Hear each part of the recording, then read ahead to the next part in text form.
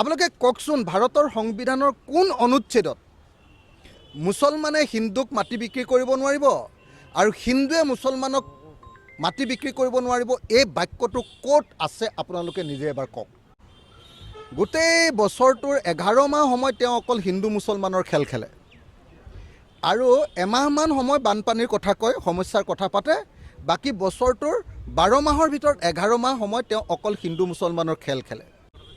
অসমৰ মুখ্যমন্ত্ৰীয়ে ভাৰতৰ সংবিধানত শপত খাই লৈছোঁ বুলি কৈছে।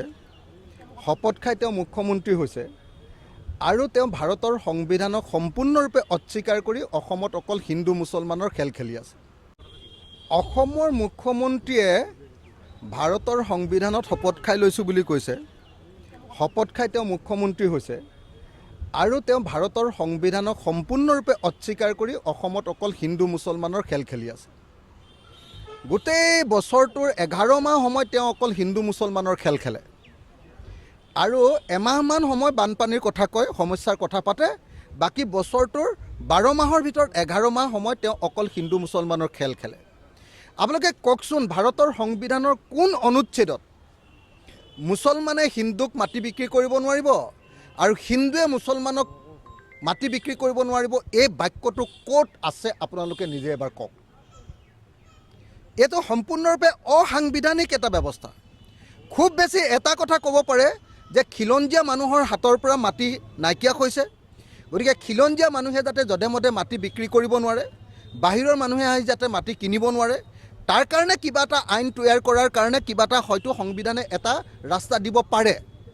কিন্তু সেইটো ক্ষেত্ৰত কিন্তু তেতিয়া মাৰোৱাৰী ব্যৱসায়ীও কিনিব নোৱাৰিব। আকৌ মাৰোৱাৰী ব্যৱসায়ী, বেংগলী মানুহ বাহিৰৰ পৰা অহা দেই, যিবিলাক মানুহ বাহিৰৰ পৰা আহিছে, বিহাৰী মানুহ, বহিৰাগত, আৰু লগতে তেওঁলোকে যিটো মানে আজি হিন্দু মুছলমানৰ ৰাজনীতি কৰিছে সেই কথাটো যদি আনিবও খোজে তেতিয়াহ'লেও কিন্তু তেওঁলোকৰ হাতত কোনো বিকল্প নাই যে বহিৰাজ্যৰ পৰা অহা মানুহৰ ক্ষেত্ৰতহে এইটো হয়তো কৰিব পাৰিব, বহিৰাজ্যৰ পৰা অহা মানুহৰ ক্ষেত্ৰতে।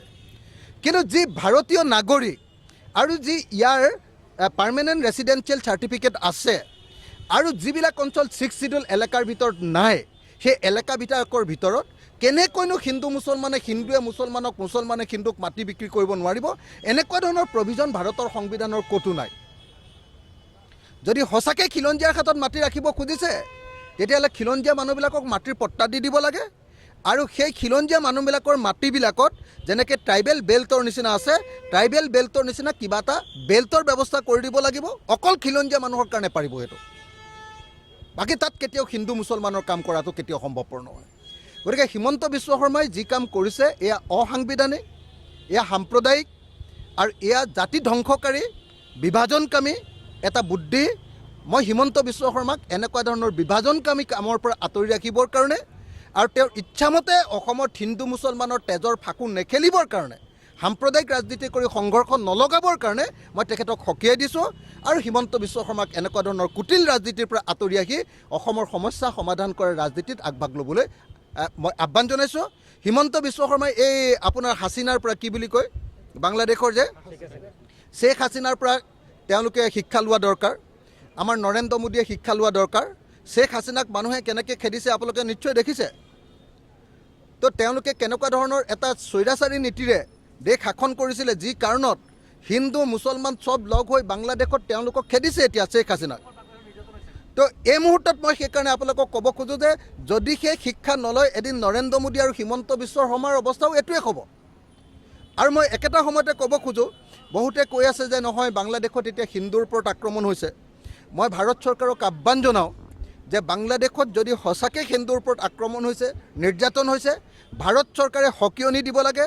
ভাৰত চৰকাৰে সেই সকিয়নি দি দিব লাগে যে বাংলাদেশত যাতে এজনো হিন্দু মানুহক কেতিয়াও আক্ৰমণ কৰা নহয়, তাৰ কাৰণে সেই সকিয়নি দি দিব লাগে আৰু যদি নুশুনে তেতিয়াহ'লে ব্যৱস্থা গ্ৰহণ কৰিব লাগে।